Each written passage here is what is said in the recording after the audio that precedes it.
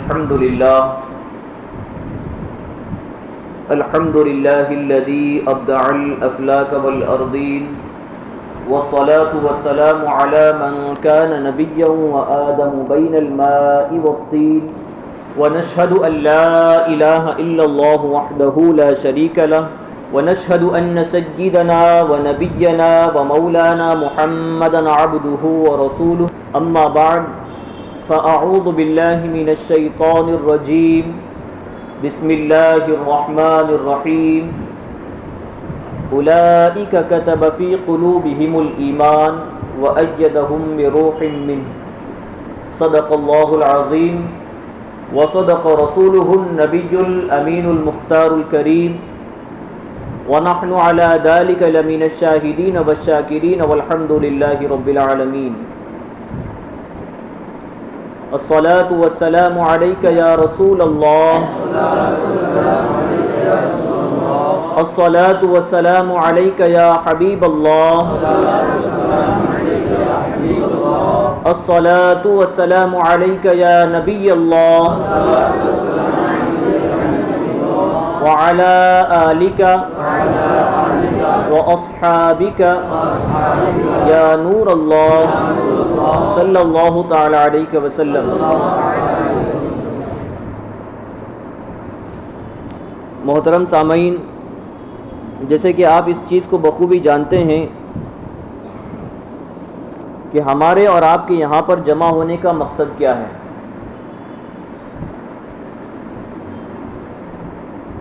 اگر میں احادیث کی روشنی میں بات کروں اور یہ کہوں کہ ہمارے اور آپ کے یہاں پر جمع ہونے کا کیا مقصد ہے، تو اس کو اس طرح کہا جا سکتا ہے کہ اللہ کے رسول صلی اللہ علیہ وسلم نے ارشاد فرمایا، من لم یشکر الناس لم یشکر اللہ، کہ جس نے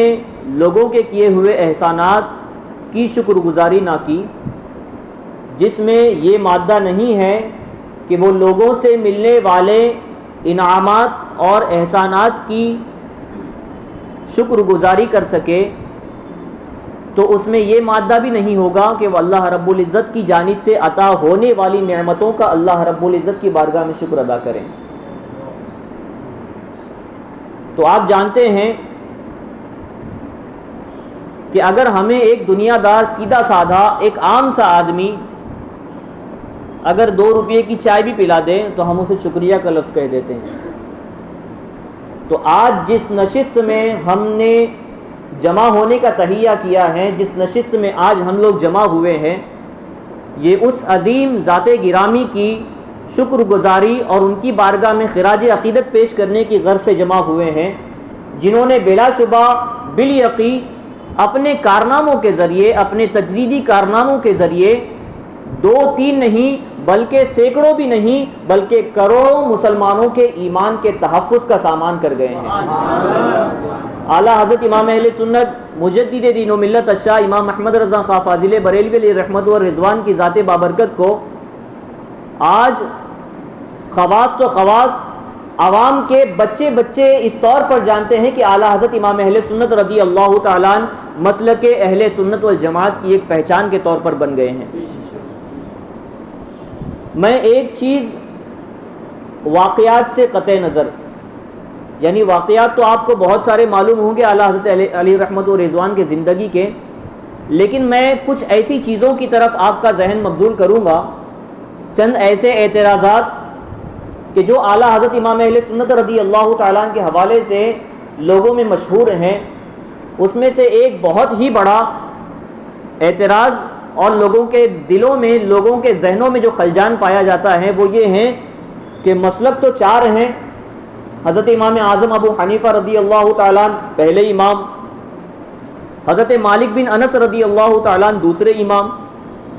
حضرت امام شافعی محمد بن ادریس الشافعی رحمۃ اللہ تعالیٰ علیہ تیسرے امام، اور حضرت امام احمد بن حنبل رضی اللہ تعالیٰ عنہ چوتھے امام۔ یہی وہ 4 شخصیت ہیں جن کا مذہب باقاعدگی کے ساتھ کتابوں میں مدون نظر آتا ہے، اور انہی 4 میں سے کسی ایک کی پیروی کرنا انسان کے لیے ضروری بھی ہے۔ تو جب یہ بات مسلم ہے، جب یہ بات حقیقت پر مبنی ہے کہ مسلک صرف 4 ہی ہیں، تو یہ جو کہنے والے کہتے ہیں کہ مسلک اعلیٰ حضرت ہیں،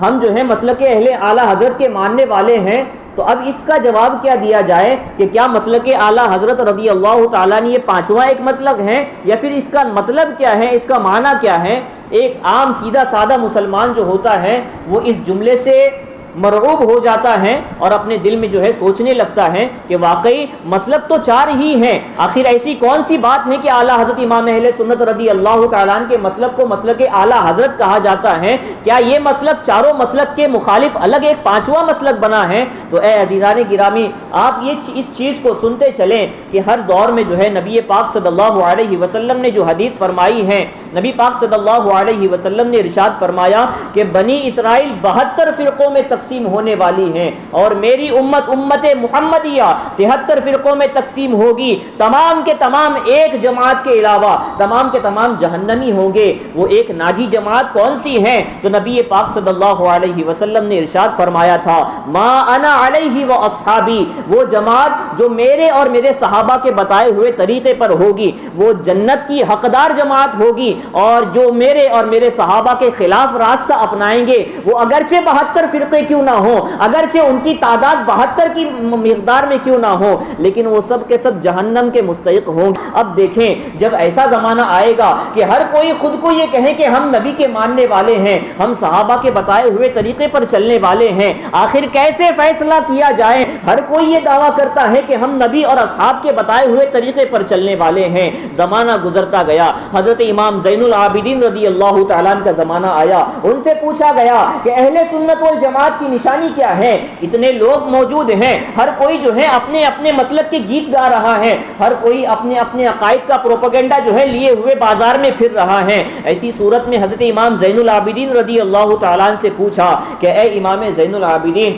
اے ابن امام عالی مقام، آپ ذرا بتائیں کہ اہل سنت والجماعت کی نشانی کیا ہے؟ تو حضرت امام زین العابدین فرماتے ہیں من علامات اہل السنت والجماعت کثرت الصلاۃ علی رسول اللہ، کہ اہل سنت والجماعت کی نشانی یہ ہے کہ جو نبی پاک صلی اللہ علیہ وسلم پر سب سے زیادہ درود پڑھتا ہے، کثرت سے درود پڑھتا ہے، مطلب یہ ہے کہ وہ اہل سنت والجماعت کا فرد ہے۔ اب دیکھیں زمانہ گزرتا گئے، ہر زمانے میں جو ہے لوگوں نے وہ تمام نشانیوں کو اپنا لیا، ہر زمانے میں اہل بدعت کو الگ کرنے کے لیے، اہل سنت والجماعت کی جماعت سے الگ جدا کرنے کے لیے ایک نہ ایک نشانی ایسی ضرور بتائی گئی ہے کہ جس کے ذریعے اہل سنت والجماعت ممتاز ہوتی ہے، دیگر فرقہ باطلہ سے الگ ہوتی ہے۔ زمانہ گزرتا گیا، حضرت امام اعظم ابو حنیفہ رضی اللہ تعالیٰ عنہ کا جب زمانہ آیا، لوگوں میں صحابہ کرام رضوان اللہ تعالیٰ علیہ مجمعین کو لے کر ایک عجیب سی کیفیت تھی۔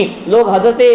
صحابہ کرام رضوان اللہ تعالیٰ علیہ مجمعین کے بارے میں غلط باتیں کیا کرتے تھے، شیخین کریمین کے حوالے سے غلط باتیں کیا کرتے تھے، حضرت علی کرم اللہ تعالیٰ وجہہ الکریم، حضرت عثمان غنی رضی اللہ تعالیٰ عنہ کے بارے میں الگ الگ باتیں کیا کرتے تھے۔ حضرت امام اعظم سے پوچھا گیا اے امام اعظم اب بتائیں کہ ہم کیسے جانیں کہ کون اہل سنت والجماعت میں شامل ہے اور کس کا حصہ اہل سنت والجماعت میں نہیں ہے؟ حضرت امام اعظم ابو حنیفہ رضی اللہ تعالیٰ عنہ فرماتے ہیں 3 نشانیاں دیکھ لینا، جس شخص میں یہ 3 نشانیاں پائی جائے گی سمجھ لینا وہ اہل سنت والجماعت کا فرد ہے۔ آپ فرماتے ہیں فضیلۃ الشیخین،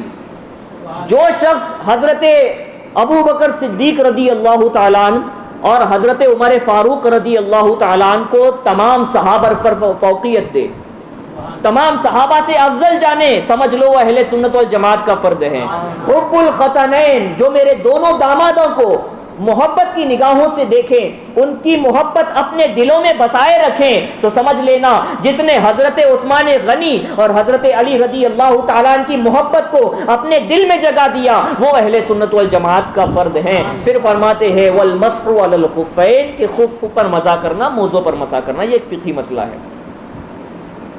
امام زین العابدین کے زمانے میں اہل سنت والجماعت کی نشانی بتائی من علامات اہل السنت والجماعت کثرت الصلاۃ علی رسول اللہ۔ امام اعظم کا زمانہ آیا، اہل سنت والجماعت ایک الگ نام سے موسوم ہوئی، وہ نام کیا تھا؟ فضیلۃ الشیخین، حب الختنین والمسح علی الخفین، زمانہ گزرتا گیا، حضرت امام احمد بن حنبل رضی اللہ تعالیٰ عنہ کا زمانہ آیا، اس زمانے میں لوگوں نے ایک اور فتنہ گڑھا، ایک اور باطل عقیدے کو جو ہے گڑھا اور جنم دیا۔ وہ عقیدہ یہ تھا کہ لوگ کہنے لگے کہ قرآن مقدس جو ہے یہ قرآن مقدس اللہ کی صفت نہیں ہے بلکہ قرآن مقدس معاذ اللہ کی مخلوق ہے۔ حضرت امام احمد بن حنبل رضی اللہ تعالیٰ عنہ کھڑے ہوئے، انہوں نے مسلک بیان کیا کہ مسلک اہل سنت والجماعت کا یہ ہے کہ جو شخص قرآن مقدس کو اللہ رب العزت کی صفت تسلیم کرے گا وہ اہل سنت والجماعت کا فرد ہوگا، اور جو قرآن مقدس کو اللہ کی مخلوق کہے گا وہ گمراہ اور بے دین ہوگا۔ زمانہ گزرتا گیا، ہر زمانے میں اہل سنت والجماعت کی نشانیاں تبدیل ہوتی گئی، کیونکہ ہر کوئی جب دعویٰ کرے کہ میں نبی کا ماننے والا ہوں، میں صحابی کا ماننے والا ہوں، اور ہر کوئی اپنے اپنے الگ الگ اعتقادات رکھے تو عقیدہ تو ایک ہونا چاہیے۔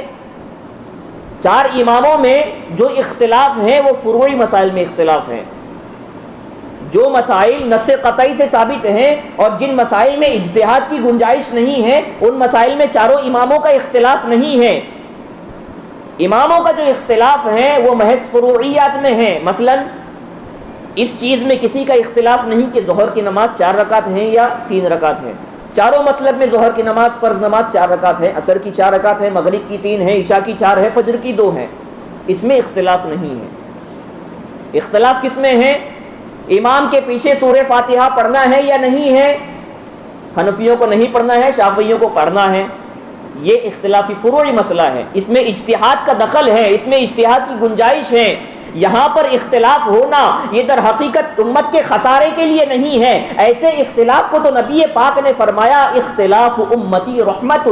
کہ میرے امت کا جو اختلاف ہوتا ہے یہ فروعی مسائل میں جو اختلاف ہوتا ہے یہ تو میری امت کے لیے رحمت ہے، میری امت کے لیے آسانی کے طور پر ہے۔ لیکن جو اختلاف عقائد کی بنیاد پر ہوتا ہے، جن اختلافات میں بنیاد عقیدہ ہوتا ہے، تو یہ عقیدے کا بگاڑ در حقیقت انسان کے ناجی یعنی نجات یافتہ ہونے اور انسان کے جہنم کے مستحق ہونے کا دار و مدار عقیدے پر ہی ہوتا ہے۔ تو آپ نے سماعت کیا کہ زمانہ گزرتا گیا، نئے نئے لوگ اپنے باطل عقیدوں کے ساتھ آتے رہے، جو مجاہدین دین و ملت تھے، جیسے امام زین العابدین کے بارے میں عرض کیا، امام اعظم ابو حنیفہ کے بارے میں عرض کیا، امام احمد بن حنبل کے حوالے سے عرض کیا، تو ہر زمانے میں اپنے اپنے اماموں نے اہل سنت والجماعت کو ایک مخصوص چیز سے ممتاز کر دیا۔ جب 12ویں صدی کا دور تھا، اعلیٰ حضرت امام اہل سنت مجدد دین و ملت الشاہ امام محمد رضا خان فاضل بریلوی علیہ رحمت اور رضوان کا زمانہ تھا، تو اس زمانے میں بھی ایسے لوگ پیدا ہوئے تھے جن لوگوں کو اشرف علی تھانوی کے نام سے جانا جاتا ہے، کبھی قاسم نانوتوی کے نام سے جانا جاتا ہے، کبھی نذیر حسین دہلوی کے نام سے جانا جاتا ہے۔ یہ ایسی غلاظتیں بکنے لگے، ایسے ایسے عقائد گڑنے لگے، انہوں نے معاذ اللہ کبھی کہا کہ نبی پاک صلی اللہ علیہ وسلم کے علم کو کبھی جو ہے گدھے اور پاگل اور مجنون بچوں کی طرح جو ہے مشابہت کے طور پر معاذ اللہ کہا، کبھی انہوں نے اللہ رب العزت کی ذات پر جھوٹ کی تہمت باندھی، کبھی انہوں نے نبی پاک صلی اللہ علیہ وسلم کی ناموس پر حملہ کیا۔ لیکن جس وقت نبی پاک صلی اللہ علیہ وسلم کی ناموس پر حملے کیے جا رہے تھے، علماء نے اپنے اپنے اعتبار سے رد کیا، لیکن جو کام امام احمد رضا کر گیا وہ کام ایسا نرالا تھا کہ وہ آپ کی خصوصیت بن کر رہ گیا، اور انہوں نے جو اعلیٰ حضرت امام اہل سنت رضی اللہ تعالیٰ نے باطل فرقوں کے مقابلے میں جو رد کیا ہے، اپنی جو تجدیدی کارناموں کو دکھایا ہے، وہ تجدیدی کارنامے ایسے تھے کہ باطل فرقوں کے لیے مسکت ثابت ہوئے، ان کے لیے دندان شکن جواب تھا، ان کے لیے جو آپ کی تحریری تھی وہ گویا اللہ رب العزت کا غضب تھا، غضب الہی بن کر جو ہے اعلیٰ حضرت امام اہل سنت رضی اللہ تعالیٰ کا تجدیدی کارنامہ ان کے لیے ثابت ہوا۔ اسی لیے تو کہنے والے نے کہا کہ اعلیٰ حضرت یوں ہی نہیں آئے ہیں، اعلیٰ حضرت اللہ رب العزت کی طرف سے اہل سنت والجماعت کے لیے ایک احسان بن کر آئے ہیں۔ کہنے والے نے کہا ہے نا، آپ نے سنا ہوگا کہ اعلیٰ حضرت کب تشریف لائے، نظم میں کہنے والا کہتا ہے، شرک تھا جب ناز کرنا احمد مختار پر، نکتہ چی تھے لوگ علم سید ابرار پر، ہر ولی ہر غوث کو بے دست و پا سمجھا گیا، یا رسول اللہ کہنے پر تھا فتویٰ شرک کا، صورت تسکین کی نکلی دل سیماب سے، ایک کرن پھوٹی اچانک چرخ پر مہتاب سے، اس کرن کو اہل دل احمد رضا کہنے لگے، امت ختم الرسل کا پیشوا کہنے لگے، اس کرن نے راہ ایما کو منور کر دیا، پھول تو ہے پھول خاروں کو گلے تر کر دیا، اے امام قوم و ملت امت کے نگہباں زندہ باد زندہ باد، اے مفتی احمد رضا خان زندہ باد۔ اعلیٰ حضرت امام اہل سنت رضی اللہ تعالیٰ عنہ کی تحریر کا جو انداز تھا، آپ تحریر جب لکھا کرتے، جب باطل فرقوں کے رد میں کچھ لکھتے تو آپ کا انداز اس قدر سخت ہوا کرتا تھا، آپ نے خود فرمایا کہ میں جو اس سختی کے ساتھ فرقہ باطلہ کا رد کرتا ہوں، اس کی وجہ یہ ہے کہ مجھے یہ گوارا نہیں ہوتا کہ فرقہ باطلہ ناموس رسالت پر ڈاکہ ڈالنے والے، نبی پاک صلی اللہ علیہ وسلم کا نام لے کر آپ کی عزت و ناموس سے کھلواڑ کرنے والے جب نبی پاک کی شان میں گستاخی کرتے ہیں، میں شدید شدت کے ساتھ جو رد کرتا ہوں، اس کی وجہ یہ ہے کہ جتنی شدت سے میں جواب دوں گا اتنی شدت سے باطل فرقے میرے خلاف لکھیں گے، اور جب تک کہ وہ میرے خلاف لکھتے رہیں گے اس وقت تو کم سے کم میرے آقا کی شان میں غلاظتیں بکنے سے باز رہیں گے۔ یہ اعلیٰ حضرت امام اہل سنت رضی اللہ تعالیٰ عنہ کا عشق رسول تھا کہ آپ نے نبی پاک صلی اللہ علیہ وسلم کے ناموس کی خاطر اپنے دل و جان کو قربان کر دیا۔ اے عزیزان ملت اسلامیہ، فرمایا گیا کہ آپ کے 2 مرتبہ کے سفر حج ہیں، 2 مرتبہ سفر حج میں خاص کر کے جو دوسرا سفر حج ہے یہ نہایت ہی لائق بیان ہے۔ فرمایا گیا جب آپ دوسری مرتبہ سفر حج کو تشریف لے گئے تو دوسری مرتبہ سفر حج کو جاتے وقت آپ کے اہل قرابت بھی آپ کے ساتھ تھے، آپ کے شہزادے آپ کے ساتھ تھے، آپ کے گھر والے چند لوگ آپ کے ساتھ تھے، تو آپ ہی کے خانوادے کے کچھ لوگ کہتے ہیں کہ جب اعلیٰ حضرت امام اہل سنت رضی اللہ تعالیٰ عنہ سرزمین حجاز پر پہنچے اور اپنا فریضہ حج ادا کرنے کے لیے جب مکۃ المکرمہ میں پہنچے تو اعلیٰ حضرت امام اہل سنت رضی اللہ تعالیٰ عنہ کو لوگ اس شوق سے ملنے آنے لگے کہ عوام تو عوام، وہاں کے اتقیاء، وہاں کے اولیاء صفت لوگ، وہاں کے بڑے بڑے علماء، عرب کے بڑے بڑے علماء ربانیین بھی موجود تھے۔ ان میں جو ہے 2 لوگوں کا نام خاص طور پر ذکر کیا گیا، شیخ صالح حسین، یہ مسلک شافعی کے ایک بہت بڑے امام تھے۔ اعلیٰ حضرت امام اہل سنت رضی اللہ تعالیٰ عنہ کی بارگاہ میں حاضر آتے ہیں، ملاقات کے سے شرف یابی حاصل کرتے ہیں، اس کے بعد عرض کرتے ہیں کہ میں نے ایک کتاب لکھی ہے، میری گزارش ہے کہ اس کتاب پر شرح آپ لکھیں۔ اعلیٰ حضرت امام اہل سنت رضی اللہ تعالیٰ عنہ نے ان کے اس فرمائش پر کچھ ہی مدت میں اس کی شروع جو ہے اپنے گھر واپس لوٹنے سے پہلے لکھ کر دے دی۔ جبکہ آپ دیکھیں آپ سفر حج میں ہیں، نہ اس وقت موبائل کا دور ہے کہ PDF شکل میں جو ہے کتابیں اپنے پاس موجود ہو، نہ جو ہے کوئی ایسا ذریعہ ہے کہ جس کے ذریعے جو ہے کتابوں کو اپنے ساتھ لے کر جایا جائے، کتابوں کا وزن بھاری ہوا کرتا ہے، تو ایسا بھی نہیں کہ اعلیٰ حضرت نے اپنے ساتھ کتابیں لے کر گئے ہوں۔ حد تو یہ ہے کہ اعلیٰ حضرت امام اہل سنت رضی اللہ تعالیٰ عنہ جب مکۃ المکرمہ کی سرزمین پر تشریف لے گئے، لوگوں کی طرف سے مطالبہ ہوا کہ علم غیب نبی پر جو ہے اہل سنت والجماعت وہ یہ عقیدہ رکھتے ہیں کہ اللہ کے رسول صلی اللہ علیہ وسلم علم غیب جانتے ہیں۔ اعلیٰ حضرت امام اہل سنت رضی اللہ تعالیٰ عنہ کے حوالے سے لوگوں نے سازش کی کہ چلتے ہیں، احمد رضا خان آیا ہے ہندوستان سے، اس کے پاس چلتے ہیں۔ سازش یہ کی کہ اس کے پاس تو ابھی کوئی کتاب بھی نہیں ہے، بخار کی حالت میں ہے، اعلیٰ حضرت بخار کی حالت میں تھے، بخار کی حالت ہے، آپ کے پاس کوئی کتابیں موجود نہیں ہیں، چلے ان سے مناظرہ کرتے ہیں، ان سے جو ہے علم غیب کے حوالے سے سوالات کرتے ہیں۔ جب اعلیٰ حضرت امام اہل سنت رضی اللہ تعالیٰ عنہ کے پاس سوال پہنچتا ہے، قربان جائیں اعلیٰ حضرت رضی اللہ تعالیٰ عنہ کی علمی لیاقت پر کہ آپ نے علم غیب مصطفیٰ پر جب قلم اٹھایا ہے، آپ کے پاس کوئی کتاب موجود نہیں ہے، آپ کے پاس کوئی ذریعہ موجود نہیں ہے۔ اللہ رب العزت نے ایسی علمی صلاحیت عطا فرمائی تھی، ایسی ذہانت عطا فرمائی تھی کہ محض 8.5 گھنٹے کی قلیل مدت میں آپ نے علم غیب پر ایک ایسا جامع تحریر تیار کی کہ جس کو لوگ جو ہے الدولت المکیہ بالمادۃ الغیبیہ کے نام سے جانتے ہیں۔ 8.5 گھنٹے کی قلیل مدت میں اعلیٰ حضرت امام اہل سنت رضی اللہ تعالیٰ نے جو تحریر پیش کی ہے، اس تحریر میں صرف 1-2 کتابوں کے حوالے نہیں ہیں بلکہ سینکڑوں حوالے، سینکڑوں کتابوں کے موجود ہیں۔ قربان جائیں اعلیٰ حضرت پر، دیکھیں تو کیسی علمی صلاحیت ہے۔ کیا اللہ رب العزت نے فضل و شرف عطا فرمایا ہے کہ کتابیں موجود نہیں ہیں لیکن قلم اٹھاتے ہیں؟ تو اسی لیے تو کہا جاتا ہے وادی رضا کی کوہ ہمالا رضا کا ہے، وادی رضا کی کوہ ہمالا رضا کا ہے، جس سمت دیکھیے وہ علاقہ رضا کا ہے۔ اور اعلیٰ حضرت خود فرماتے ہیں کل کے رضا ہے خنجر خوخار برقبار، کل کے رضا یعنی رضا کا قلم، کل کے رضا ہے خنجر خوخار برقبار، آدھا سے کہہ دو خیر منائے نشر کرے۔ یہ اعلیٰ حضرت امام اہل سنت رضی اللہ تعالیٰ عنہ کی ذات بابرکت ہے۔ اعلیٰ حضرت علیہ رحمت و رضوان کا جو عشق رسالت معاب تھا، ابھی تو آپ نے تجدیدی کارناموں کی چند جھلکیاں، میں سمجھتا ہوں اس کا 0.1% بھی نہیں ہے جو اعلیٰ حضرت امام اہل سنت رضی اللہ تعالیٰ عنہ کے تجدیدی کارنامے جو آپ نے سنے ہیں، یہ اعلیٰ حضرت کے تجدیدی کارناموں کا 0.1% بھی نہیں ہے۔ وقت کی قلت ہے، مزید دوسری چیزیں میں آپ کے سامنے بیان کروں کہ اعلیٰ حضرت امام اہل سنت رضی اللہ تعالیٰ عنہ کا عشق رسول کیسا تھا، عشق رسالت معاب صلی اللہ علیہ وسلم کیسا تھا، اور ہمیں اعلیٰ حضرت کی ذات نے کیا سکھایا ہے۔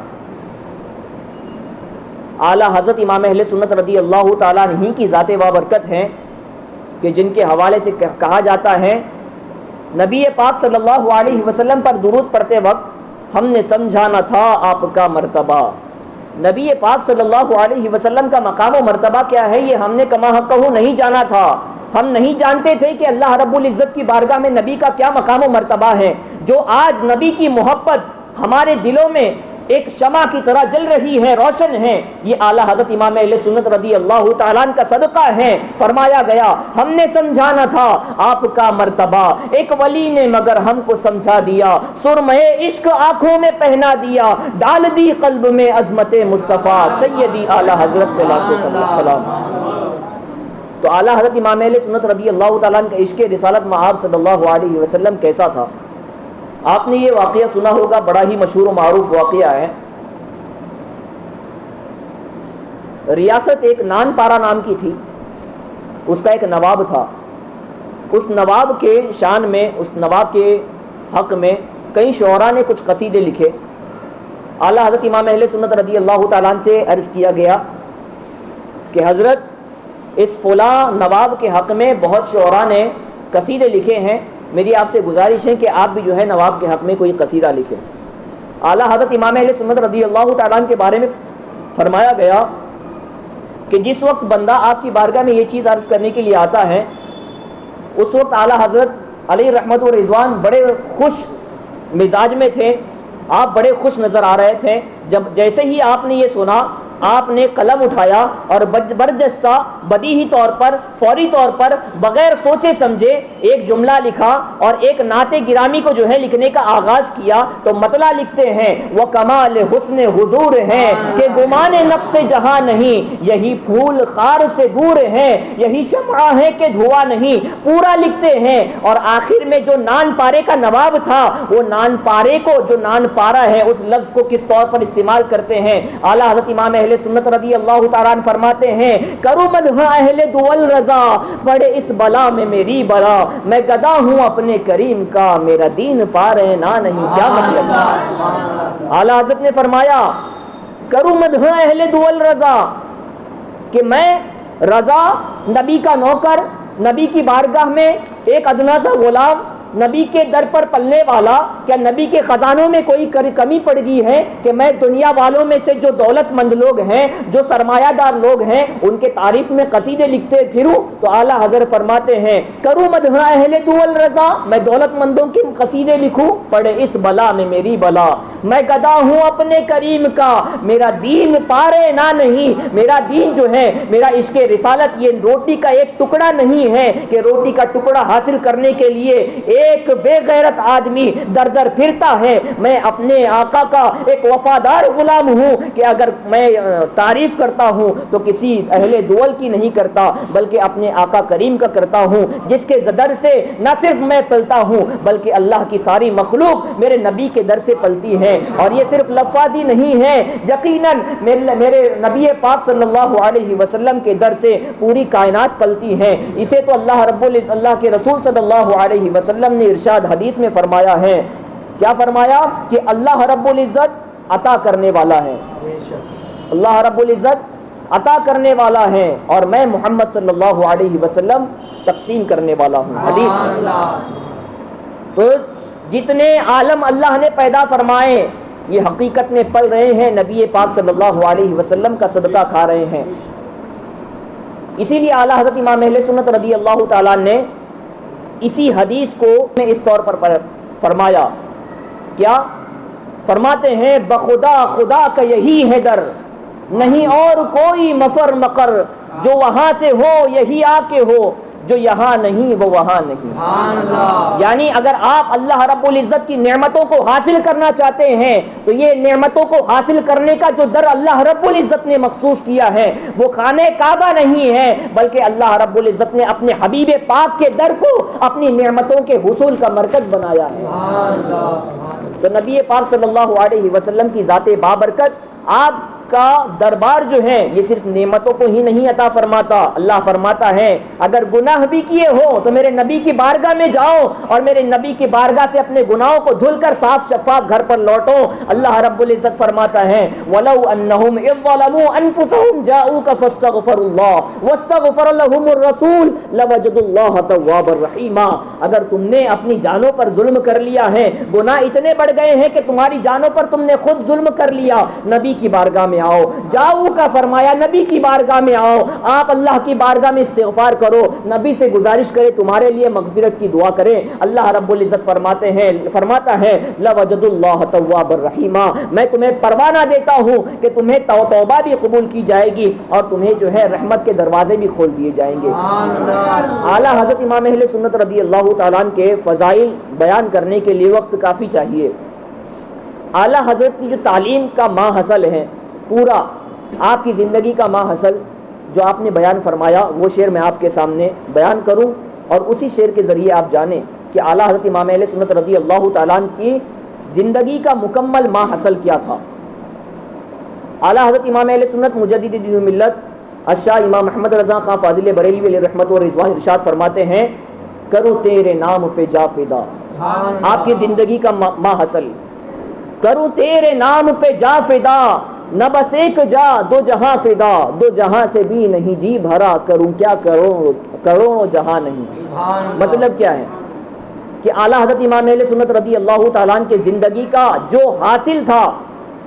وہ اصل حاصل عشق رسالت مآب صلی اللہ علیہ وسلم تھا، اور نبی پاک صلی اللہ علیہ وسلم کے عشق میں ایسا ڈوبے ہوئے تھے کہ آپ نبی پاک صلی اللہ علیہ وسلم کے عشق کی وجہ سے جب دشمنان اسلام نبی پاک کی ناموس پر حملہ کرتے تو آپ جو ہیں ان کا رد کرتے، تحفظ ناموس رسالت کیا کرتے. تو اعلیٰ حضرت امام اہل سنت رضی اللہ تعالیٰ عنہ کی زندگی کا ماحصل ہی یہی ہوا کہ آپ نے تحفظ ناموس رسالت کا درس دیا ہے کہ جب بھی نبی پاک صلی اللہ علیہ وسلم کی شان میں گستاخی کی جائے تو ایک سچے غلام کی ذمہ داری یہ بنتی ہے کہ وہ نبی پاک صلی اللہ علیہ وسلم کی غلامی کا ثبوت دیتے ہوئے تحفظ ناموس رسالت کے لیے کھڑا رہے.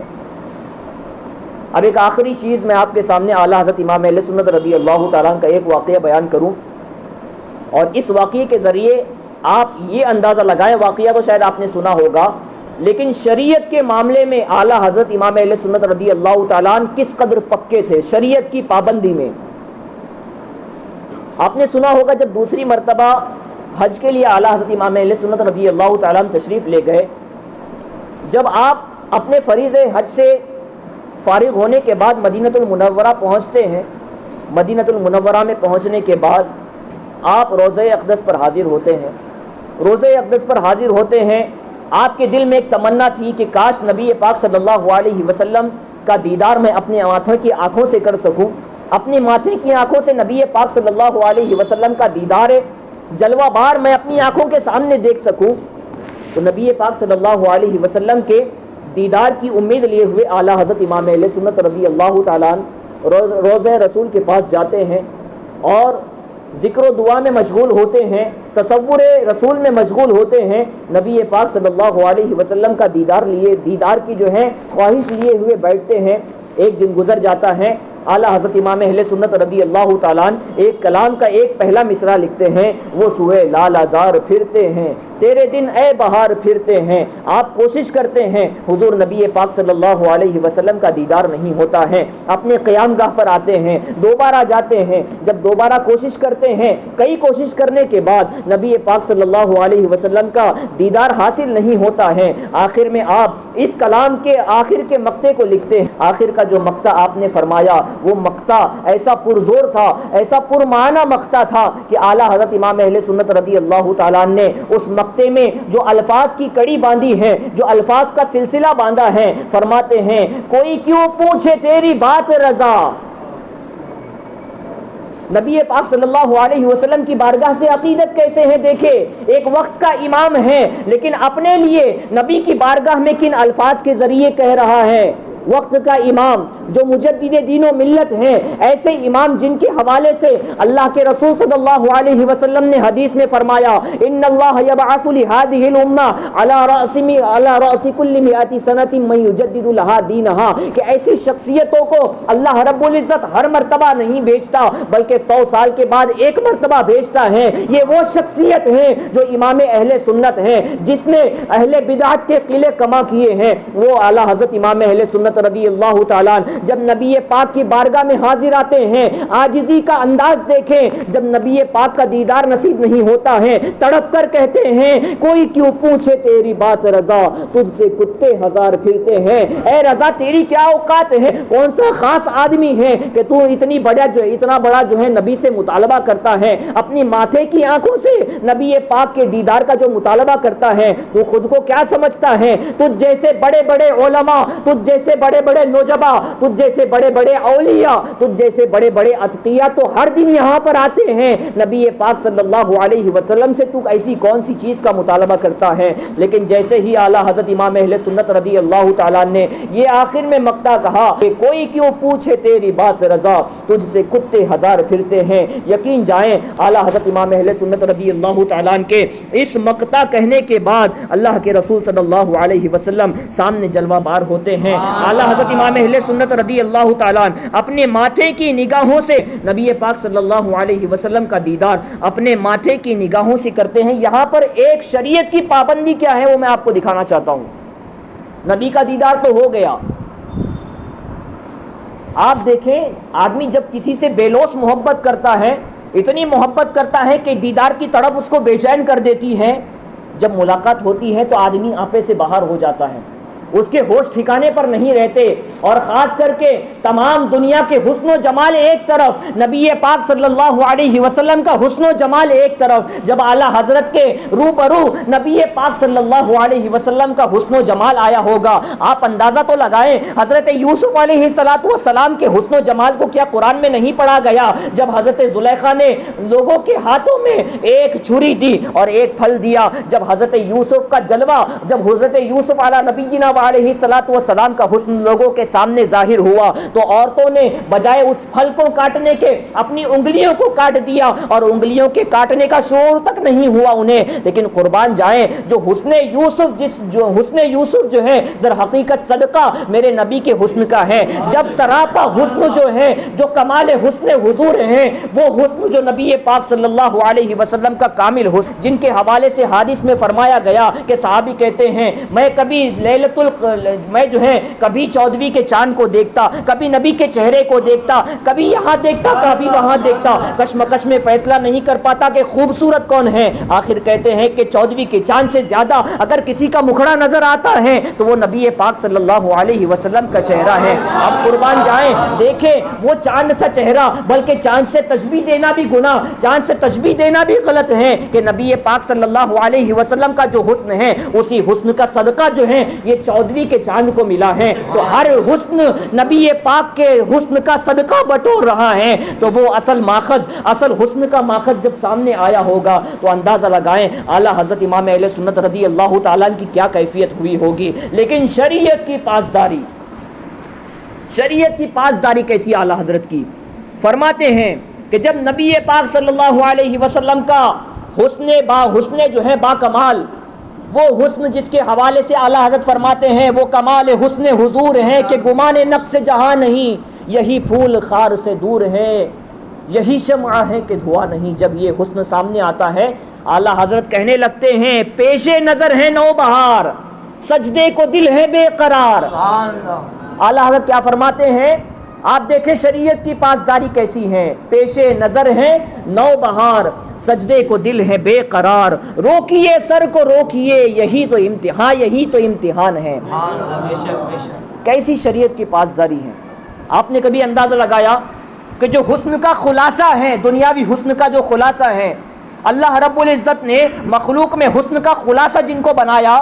حسن کے صدقے پوری مخلوق جہاں سے کھا رہی ہے، جب وہ اصل حسن سامنے آتا ہے اعلیٰ حضرت کی کیفیت کیا ہوئی ہوگی؟ ایسی کیفیت میں بجائے جذب میں آنے کے آپ اپنی شریعت کی پاسداری کہتے ہوئے کیا کہتے ہیں؟ پیش نظر ہے نو بہار، سجدے کو دل ہے بے قرار، روکیے سر کو روکیے، ہاں یہی تو امتحان ہے۔ اب ہم جو ہے اپنی عوام اہل سنت کا اندازہ لگائیں کہ ایرے غیرے نتو خیرے،